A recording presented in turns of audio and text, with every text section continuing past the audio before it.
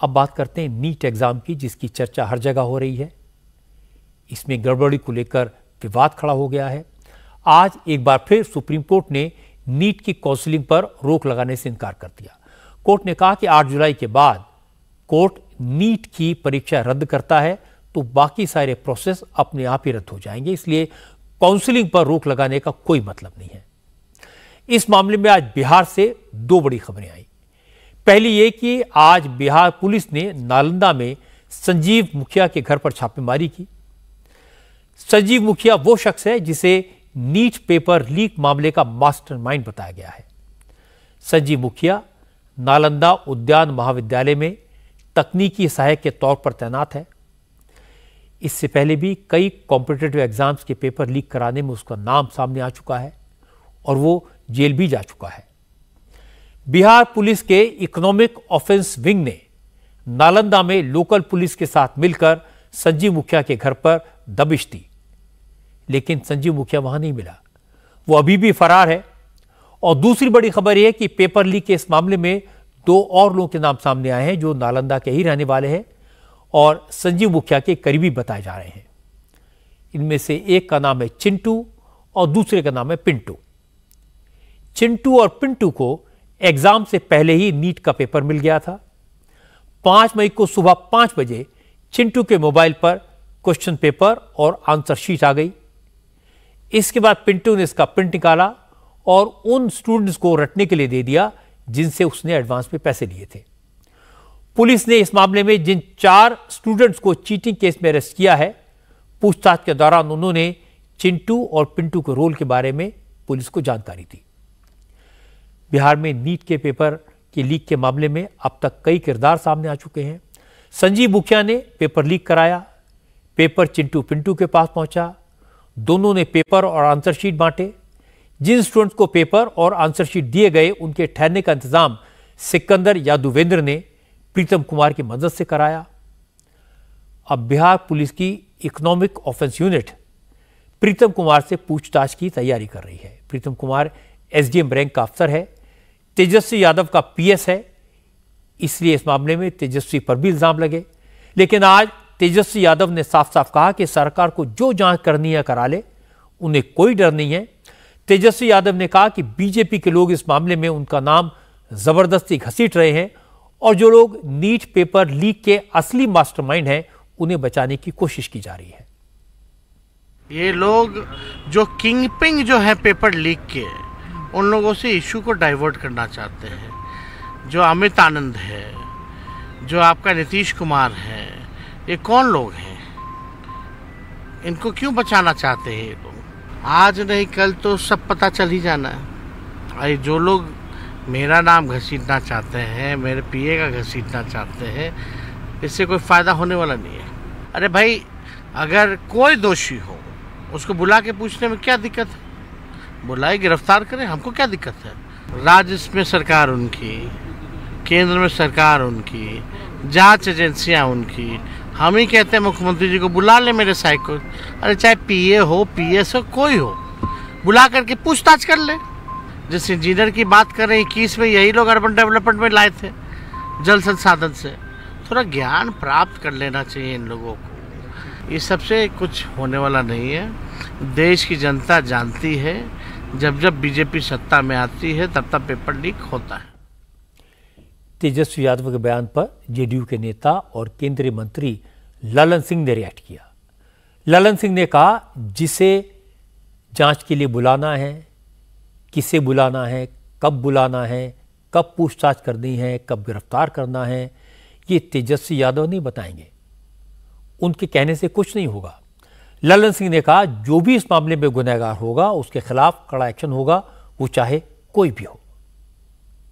ये तथ्य भी सामने आया है कि तत्कालीन उप मुख्यमंत्री और पथ निर्माण विभाग के जो मंत्री थे, उनके निजी सहायक के अनुशंसा पर उन लोगों को एनएच के गेस्ट हाउस में जगह मिली थी। उसकी जांच हो रही है, जो कानूनी रूप से होगा वो कार्रवाई होगी। तेजस्वी जी के कहने से न किसी को गिरफ्तार किया जाएगा न किसी को छोड़ दिया जाएगा, लेकिन जांच होगी और तथ्य और साक्ष्य अगर मिलेंगे तो जरूर कार्रवाई होगी और निश्चित तौर पर कार्रवाई होगी। उन्होंने कहा कि जब से वो पीएम बने हैं इस बार रेल दुर्घटना पेपर लीक केवल हो रहा है। अब उनका बोलने का काम है, क्या करिएगा।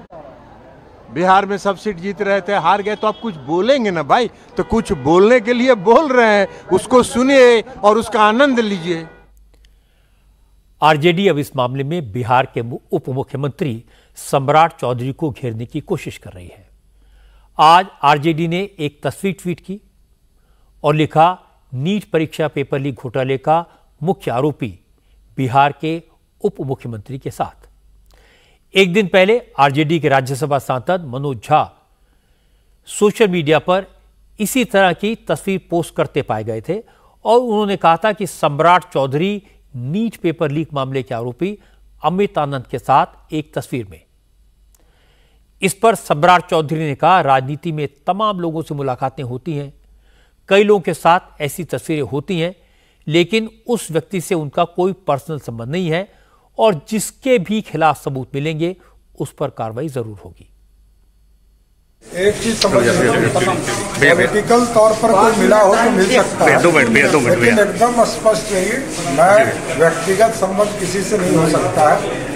ये पूरी तरह जिस पर भी है, जिन लोगों ने भी गलत किया है, उस पर पूर्ण रूप से कार्रवाई करनी चाहिए और बिहार में भी जो लोग इसमें इन्वॉल्व हैं सबके खिलाफ कार्रवाई चलेगी।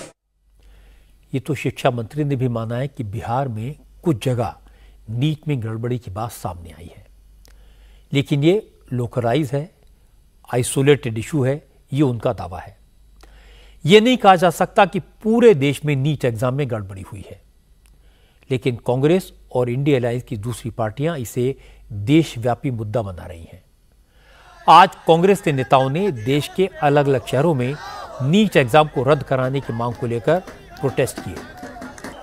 दिल्ली, मुंबई, कोलकाता, चंडीगढ़, भोपाल, लखनऊ, पटना, रांची, बेंगलुरु, जम्मू से लेकर गुवाहाटी तक सब शहरों में कांग्रेस के नेताओं की ड्यूटी लगाई गई थी, जिन्होंने एनएसयूआई के कार्यकर्ताओं के साथ प्रदर्शन में हिस्सा लिया। सबने एक ही बात कही, बीजेपी की सरकार में पेपर लीक हो रहे हैं, बीजेपी जानबूझकर पेपर लीक करवाती है। मोदी दूसरे देशों के बीच युद्ध रोक सकते हैं तो फिर पेपर लीक क्यों नहीं रोक सकते। कांग्रेस के नेताओं की मांग है कि नीट के एग्जाम को रद्द किया जाए और एनटीए के चेयरमैन के खिलाफ एक्शन हो।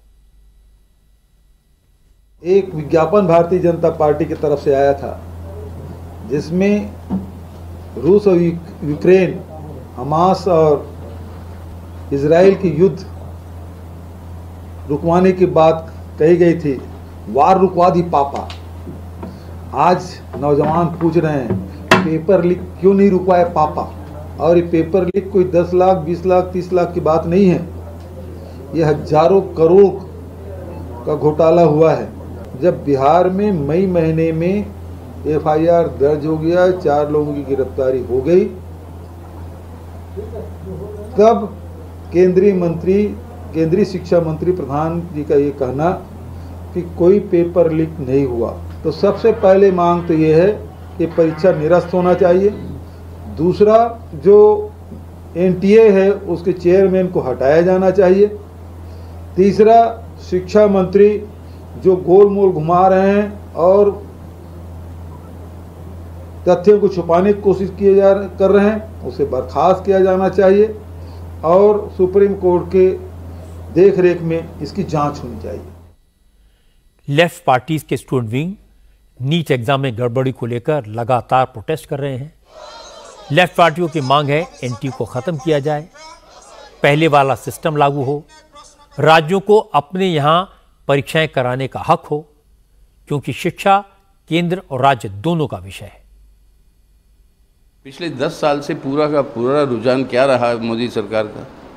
अब जो है ये इंडिया अलायंस की सरकार है, हाँ, तो वो अलग बात है, लेकिन मोदी सरकार जब थी 10 साल पूरा का पूरा शिक्षा व्यवस्था की केंद्रीयकरण।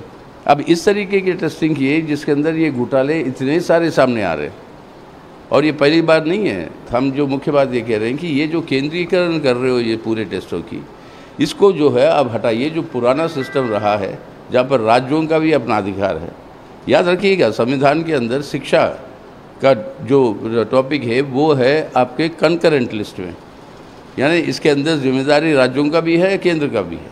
अब केंद्र एक तरफा वो पूरी जिम्मेदारी वो खुद ले रही है और निर्णय ले रहे हैं, ये बहुत गलत हो रहा है। कांग्रेस के नेता दिग्विजय सिंह ने हमेशा की तरह नीट एग्जाम को लेकर एक ऐसी बात कही जो सनसनीखेज है, ऐसी बात जो कोई और दूसरा सोच भी नहीं सकता। दिग्विजय सिंह ने कहा कि नीट एग्जाम में सिर्फ 5% मुसलमान अपीयर होते हैं, बाकी तो सब हिंदू हैं। दिग्विजय ने कहा हिंदुओं के बच्चों का भविष्य बर्बाद हुआ है, फिर भी आरएसएस और प्रधानमंत्री मोदी खामोश बैठे हैं। अब उनका हिंदुत्व कहां गया? पूरे देश में एक अविश्वास पैदा हो गया है।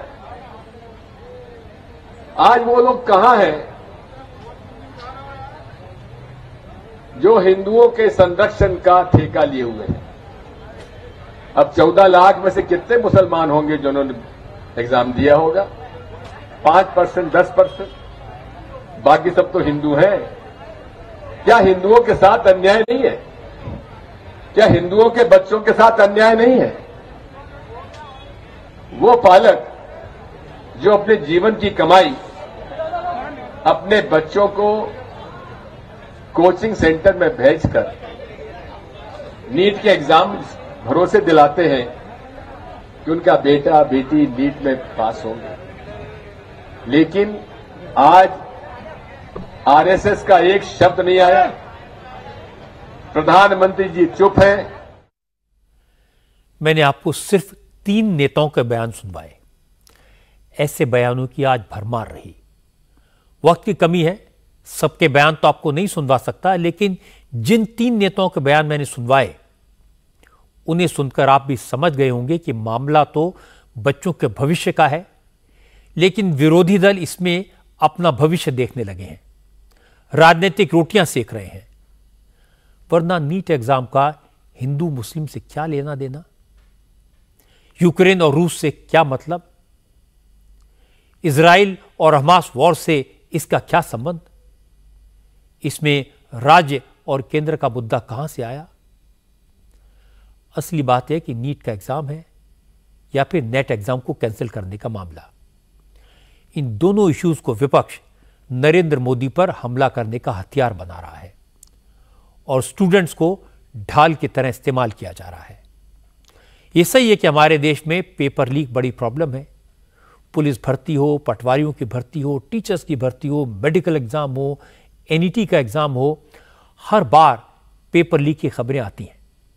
और यह भी सही है कि हमारे देश में एग्जाम्स में अपेयर होने वालों की तादाद करोड़ों में होती है। इतने बड़े पैमाने पर एग्जाम्स को कंडक्ट कराना बड़ा चैलेंज है, लेकिन टेक्नोलॉजी के दौर में जब एक क्लिक पर 20,000 करोड़ बिना गलती के 9 करोड़ किसानों के खाते में ट्रांसफर हो सकते हैं, जब बिना लीकेज के राशन 80 करोड़ लोगों तक पहुंच सकता है, तो फिर एग्जाम पेपर सुरक्षित तरीके से एग्जाम सेंटर पर बच्चों के पास क्यों नहीं पहुंच सकता? एनटीए के कामकाज की, एग्जाम के प्रोसेस की समीक्षा होनी चाहिए, क्योंकि आज फिर एनटीए ने 25 से 27 जून तक होने वाली CSIR यूजीसी के परीक्षा को रद्द कर दिया और वजह दी कि लॉजिस्टिक इश्यूज के कारण एग्जाम कराना संभव नहीं है। एग्जाम की नई तारीखें जल्दी बताई जाएंगी। अब इस पर भी विवाद होगा, लेकिन मुझे लगता है कि सरकार को दुनिया के दूसरे देशों के मॉडल्स को स्टडी करना चाहिए, अपने सिस्टम की गड़बड़ियों को दूर करना चाहिए और विपक्ष के नेताओं को चाहिए कि वो ओछी बयानबाजी करने के बजाय सरकार को कंस्ट्रक्टिव सुझाव दें। ये सवाल हमारे बच्चों के भविष्य का है। इस भविष्य को सुरक्षित रखना हम सबकी जिम्मेदारी है और पेपर लीक प्रॉब्लम से छुटकारा दिलाना हम सबकी जिम्मेदारी है।